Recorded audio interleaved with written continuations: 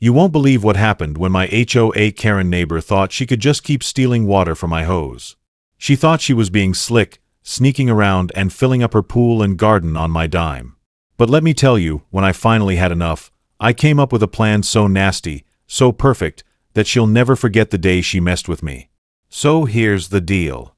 I live in a nice little suburban neighborhood, the kind that looks peaceful on the outside but is secretly run by the HOA mafia. You know the type, where one person thinks they own the entire community and has to stick their nose in everybody's business. In my case, that person was Karen. Now, Karen wasn't just a little bossy neighbor.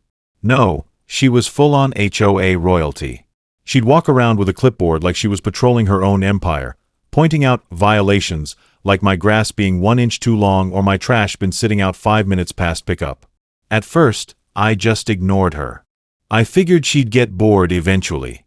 But then one day, I noticed something strange. My water bill. Listen, I'm a single guy.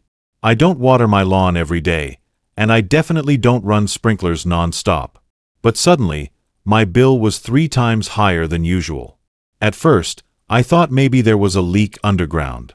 So I started checking. And that's when I caught her. It was a hot summer afternoon, and I came home early from work. As I pulled into my driveway, I saw Karen, kneeling in my yard, fiddling with my garden hose. And not only was she using it, she had dragged it across the street to her house, filling up her giant kiddie pool for her grandkids. I just sat there in my car, jaw on the floor. Like, who does that?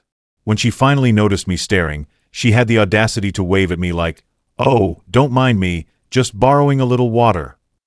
Borrowing. From my pocket.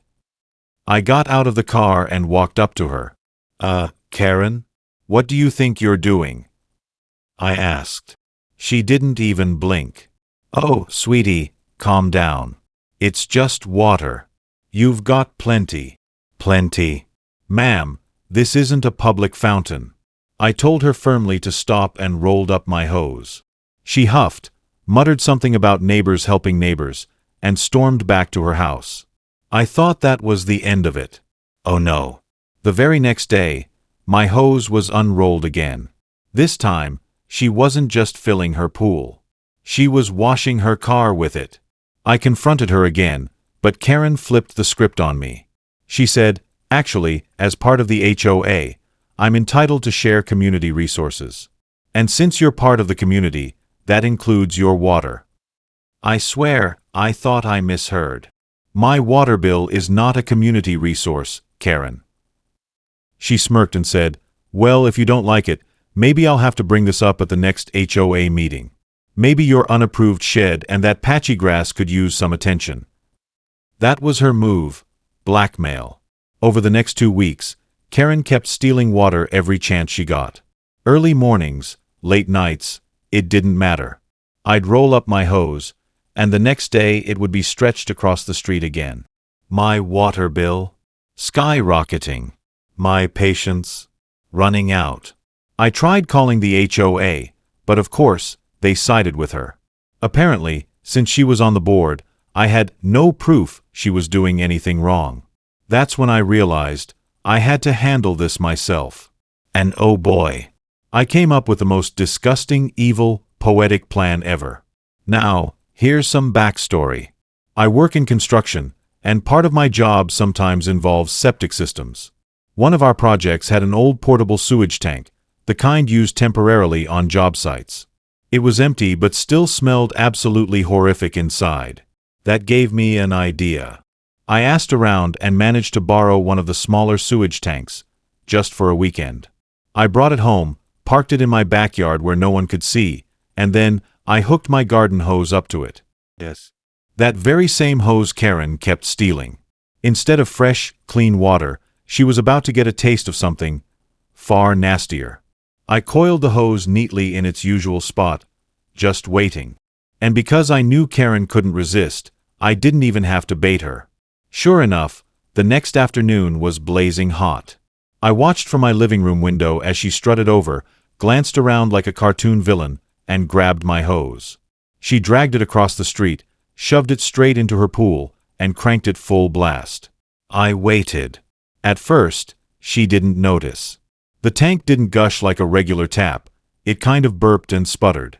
But within a few minutes, that smell started to travel. From my window, I could see her frown. She sniffed the air. Then she looked at the pool water. Dark, murky, and absolutely vile. Her grandkids, who were already splashing around, started screaming and climbing out as fast as they could. One of them yelled, "Grandma, it stinks." Karen ran over, gagging, trying to shut off the hose, but it was too late. Her precious backyard pool looked like a swamp. And the best part? The smell. It wasn't just in her yard. The stench spread down the whole block. Within minutes, other neighbors started coming out of their houses, covering their noses, asking what on earth was going on. Of course, Karen tried to blame me. She stormed over to my house, screaming, "What did you do? You ruined my pool. My whole yard stinks." I just smiled and said, "Oh, I thought we were sharing community resources." Guess the community hose had a little backup. Neighbors overheard. And let me tell you, the look on their faces when they realized Karen had been stealing water from me this whole time? Priceless. Some of them even started laughing. Others scolded her for being so entitled. One guy shouted, "That's what you get for messing with people's stuff, Karen." She was humiliated. Of course, Karen tried to drag me to the HOA board. She demanded I pay to clean her yard, replace her pool, and even apologize. But this time, the HOA didn't back her. See, enough neighbors had witnessed what she'd been doing. They knew she'd been stealing my water for weeks. Instead of me getting punished, Karen ended up fined for misuse of community property and creating a neighborhood disturbance. Oh, the irony. After that, Karen never touched my hose again. In fact, she avoided me completely. Whenever she saw me in the yard, she'd scurry back into her house, probably remembering the smell that haunted her for weeks. My water bill went back to normal. The neighbors respected me for standing up to her. And best of all, every time I walk past her house, I can't help but smile, knowing she'll never live down the day she turned her pool into a sewage pit. So what's the lesson here? It's simple. Don't mess with people's property. Respect your neighbors. And if you think you can bully, threaten, or steal, you might just end up swimming in your own karma. Karen thought she was untouchable because she had the HOA on her side. But what she didn't realize was that sometimes the best revenge isn't loud or violent. It's poetic, messy, and smells a whole lot like sewage. And let me tell you, it's never smelled sweeter. So, what do you think? Did Karen deserve what she got, or did I go too far? Personally, I think it was the perfect taste of her own medicine.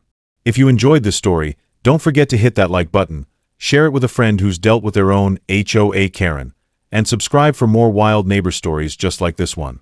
Because remember, sometimes karma doesn't knock. Sometimes it sprays right out of a hose.